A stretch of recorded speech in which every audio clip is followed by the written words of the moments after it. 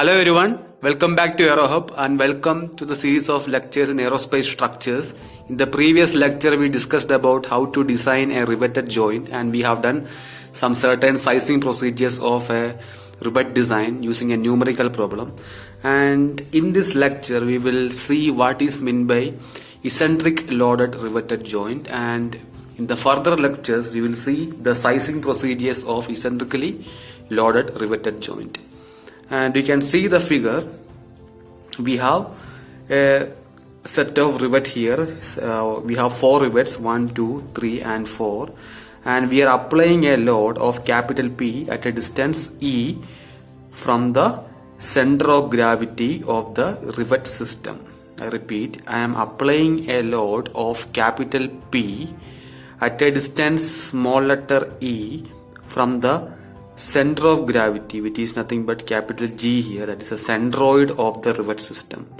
Okay, so here the line of action of the applied load and the centroid is not coinciding. I repeat, here the line of action of the load is not coinciding with the centroid of the system. Okay, and this type of load is called eccentric load. That is, the line of action of the load does not pass through the centroid of the system. Here the line of action will be something like this, and if the line of action of the load is not passing through the centroid, and that type of load is called eccentric load. It's mentioned here, when the line of action of the load does not pass through the centroid of the rivet system, this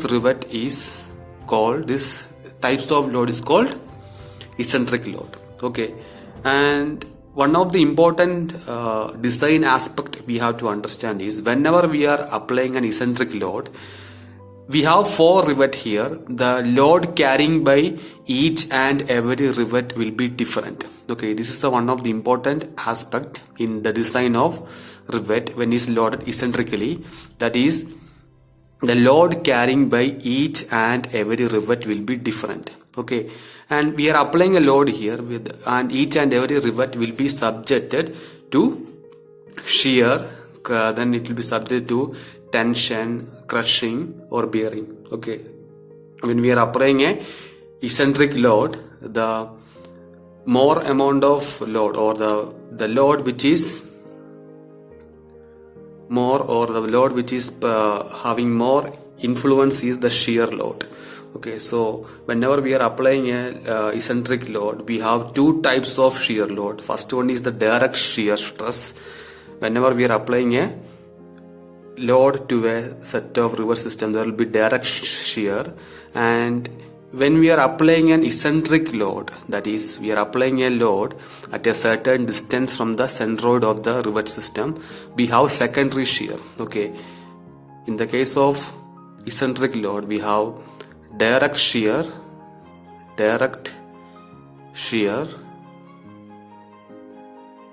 or also called primary shear,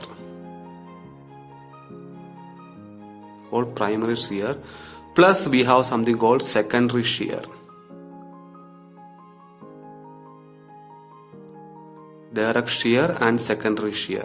Okay, so what happens here means the secondary shear will be in such a way that the secondary shear will create a moment for each and every rivet. Okay, and the secondary shear is caused due to the moment. Secondary shear is caused by the tendency of the force to twist the joint about the center of gravity. You can see here we are applying a load at a certain distance from the centroid, and this force multiplied by the distance E, that is nothing but the eccentricity of the load. E is nothing but eccentricity of the load, and it is nothing but the distance of the centroid of the rivet system to the line of action of the load. Okay, that is called eccentricity or eccentricity. And we have a moment acting here. We can see that the moment will be equal to P times this distance E. Okay, and this moment will twist each and every load, each and every rivet. and this moment will twist each and every rivet, and this twisting action of the rivet will also cause a certain amount of shear load, and that is called the secondary shear of the rivet system when we are applying a load as eccentric load. I repeat, whenever we have a eccentric load system, there will be secondary shear in addition to the primary shear. When we apply a certain load, each and every rivet will be subjected to a certain amount of shear load. In addition to that, we will be having something called secondary shear that is caused due to the moment produced by the applied load, that is M is equal to P, that is applied load, into the distance E. This is the eccentricity of the rivets of this system.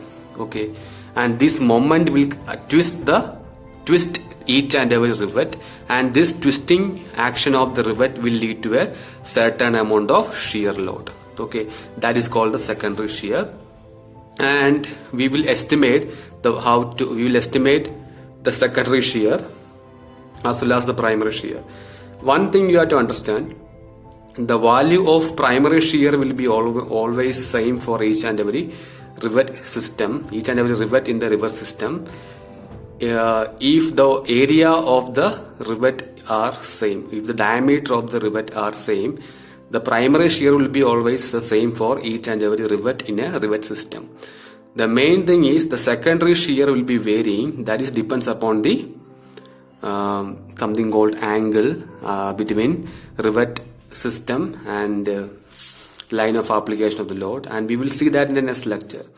Okay, so the main concern here is we have to find out something called critical rivet. Critical rivet, that is, we have to find out which rivet will be subjected to more amount of secondary shear when subjected to the eccentric load. Okay, and one more important case, when the value of eccentricity or the value of E is very high, when the value of E increases, what happens means we have to design this system in such a way that the diameter of the rivet will be also getting increased. Okay, when the value of E is increasing, the diameter of the rivet hole also will be getting increased, and this capital G is the centroid of the rivet system, and X bar, Y bar is the centroidal reference point, and OX and OY is nothing but the reference axis. Okay, and in the next lecture we will see how to estimate the value of the centroid of the rivet system, and we will estimate the value of primary shear, secondary shear, and also will estimate the resultant shear load on each and every rivets. Okay, so that's all about this lecture. Stay tuned for our next lecture. Thank you for listening. Take care.